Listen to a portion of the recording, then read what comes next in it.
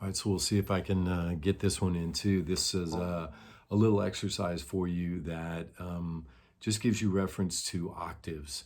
And the reason I think that's important is because as you're, playing these scales, whether they're pentatonic scales, whether they're full scales, chromatic scales, whatever, a lot of times we just need our anchor places. So our eyes and our ears need to be able to find the root, and the third and the fifth, and kind of hear the sevenths especially. But one thing to do is just to have your hands know where the octaves are, and that way when you're playing a root and you want to move up, you can find the next octave of that same note. And there are a few different ways to do that, but what I like to do is just start you out with a really basic, let's find the position here. First finger on the root note. We're going to start with G right now. So you've got your pinky up here on the octave of the G, and they're really, it's skipping the fifth string and going to the D string, and playing the G up here and the G down here. Now you can,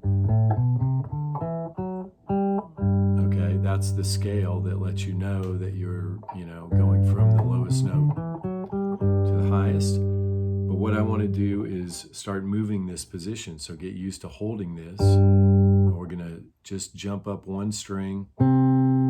So we're playing a C with our first finger and an octave C with our pinky. But we really haven't done anything other than move both of those fingers one string. And now we're going to do it again. Uh-oh, that doesn't sound right, because we're now on the B string, which has a 1 fret difference in tuning. And so we have to move that finger up 1 fret. So now you've got this gap. When you get to the F, if I was down here, I know I can find that F because it's 1 string in between, but 1 fret in between. Okay, but when I get up here to the B string and I have to use one of the top 2 strings, I've got to make that 1 fret adjustment. So now we keep going up to the 3rd string and the high E string, where we're playing an A sharp. We're just working our way up the fretboard. We're not really trying to play a chord in this. Just get used to.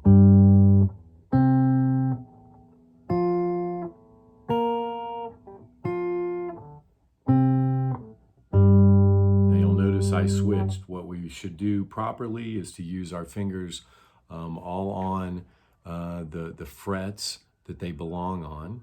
And so if we're doing an octave off of one of the first lower 2 strings, we should be using our ring finger up here. And then when we go to the next one where we have to add, we go ahead and use our pinky there. All right, so the exercise is just to do that.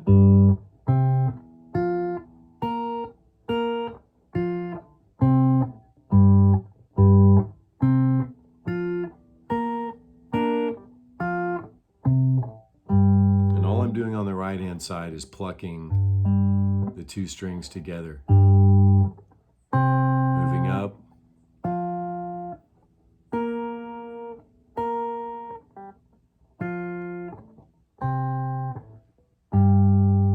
okay. Now you can just move that up just to make it more interesting. You can also work your way through arpeggios, so you could take that bar G, which is the E shape, right, at the 3rd fret, and we could do each of those notes. Can't really do those high 2 with an octave unless you got a really good stretch, but we can go and hit those octaves. And the way we'd start.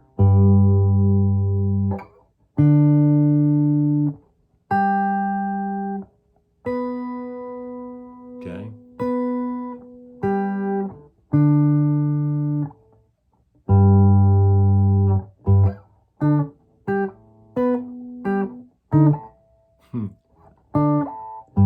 Okay, got to remember to make that one fret difference, and sometimes it's easy to forget. Whoop.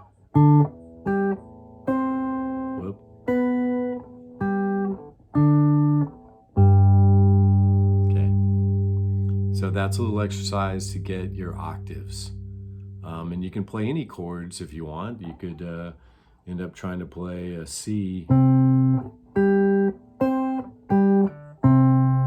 Pick any chord and decide, I'm gonna just try to play the octaves on that. All right, so that's a nice little exercise. We'll show you some more coming up.